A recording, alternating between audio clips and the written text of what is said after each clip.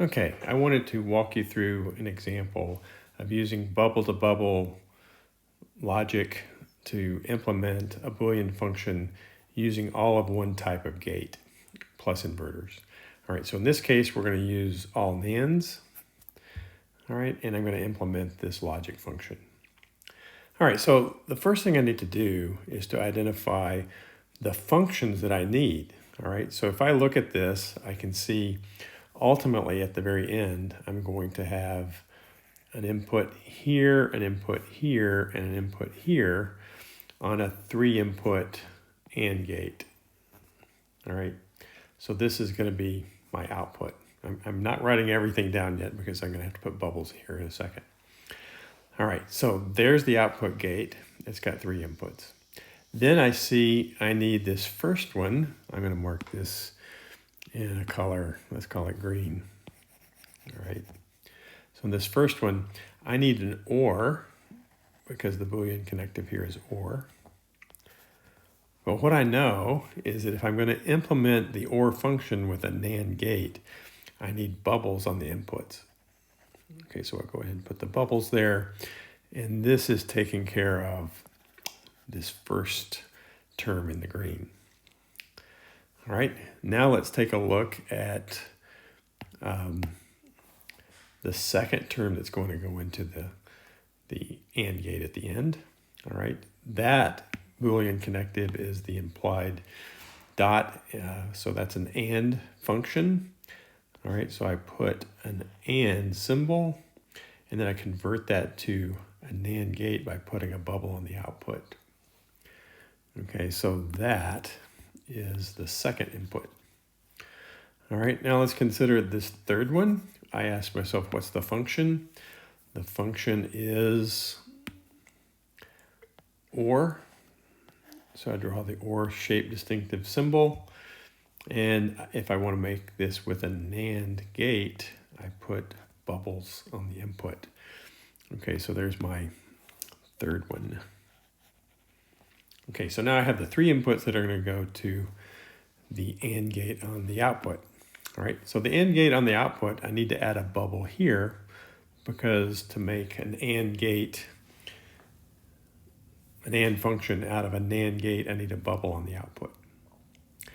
Okay, so at this point, it's just a matter of matching up the bubbles. All right, so what I see here is that on the input side, A, I can feed A right here. And when it hits that bubble on the output, it's going to be an A bar.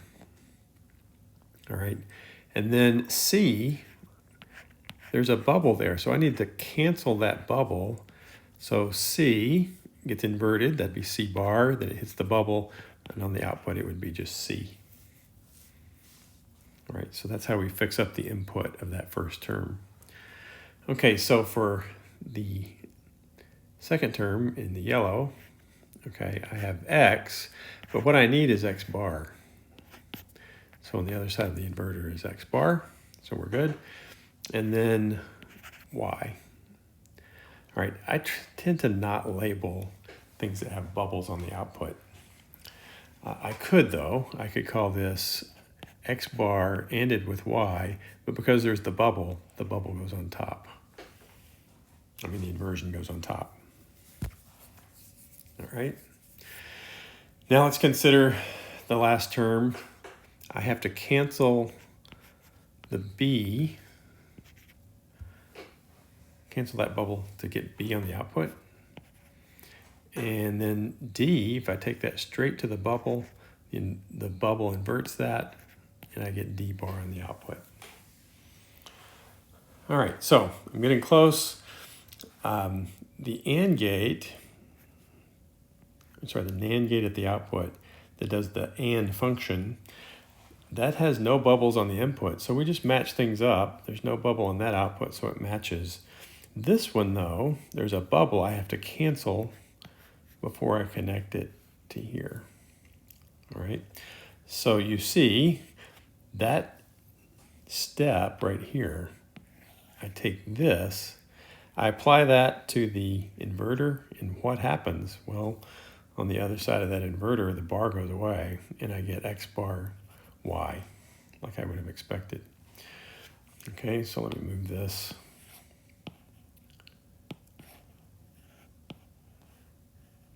That's showing up right here.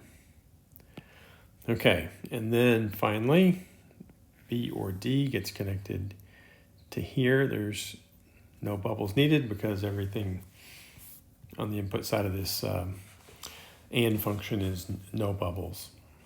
All right, the last thing I need to do is fix up the output because there's a bubble on the output, meaning it's going to be inverted. So I have to cancel that bubble and get the function f. All right, so that does it. That finishes off the example. And so here is the way you implement this Boolean function using all NAND gates and inverters. Every one of these gates is a NAND gate.